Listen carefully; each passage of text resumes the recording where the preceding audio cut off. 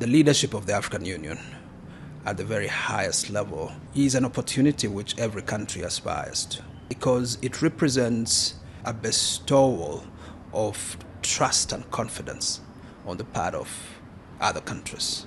The African Union has been led by persons from many regions.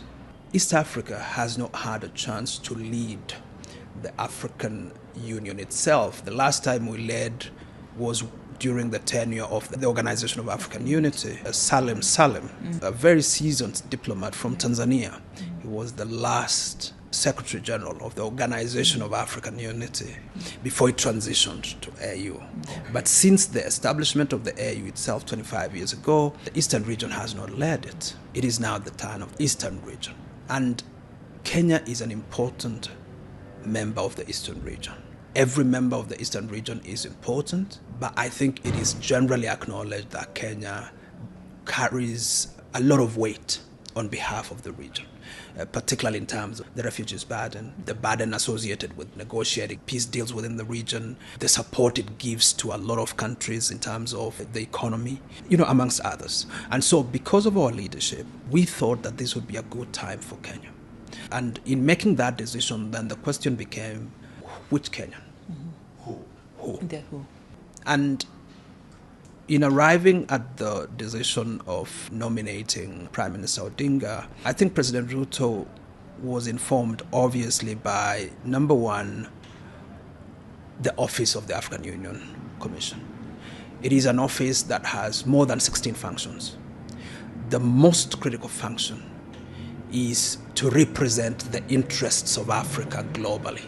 Africa is now a member of the G20, which means that, or rather the AU is a member of the G20, which means that that person represents and articulates the interests of Africa in that body. Africa is a key member, of various other forums, the Forum for China-Africa, the TICAD with Japan, the US-Africa Summit, many other forums where Africa's interest is at play.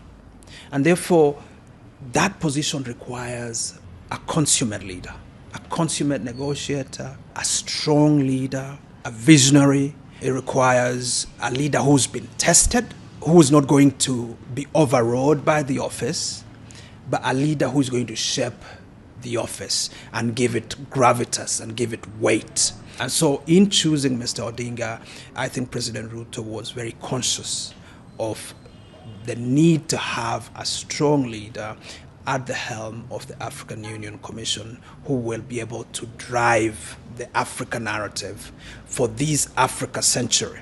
We really are believers in the Africa Renaissance, an Africa that is rising, an Africa that is self-confident, an Africa that can take its place in serious capitals, assert its interests much more strongly, and therefore you're not really just looking at a bureaucrat, you're looking at somebody who can straddle the spheres of the technical, but also the political, and the diplomatic. And there are very few people of this caliber, and that's why Honorable Odinga was then the right choice for that. So I think it's a good investment, it's a worthy investment, and it is my view that there will be tangible returns to Nairobi and to Kenya. So why did you not have this conversation in the way you're putting it before? No? I think it's interesting. Sometimes we come with a lot of humility on certain platforms. It's always been our wish that, number one, this project is owned by Africans. That people need to understand Mr. Odinga not just as a Kenyan candidate, but as a quintessential Pan-Africanist, and that it's actually in the interest of Africa for him to lead the AUC at this critical juncture. A strong Kenya, a Kenya that is respected by other nations, an attractive Kenya, would be part of the national interest that we all embrace.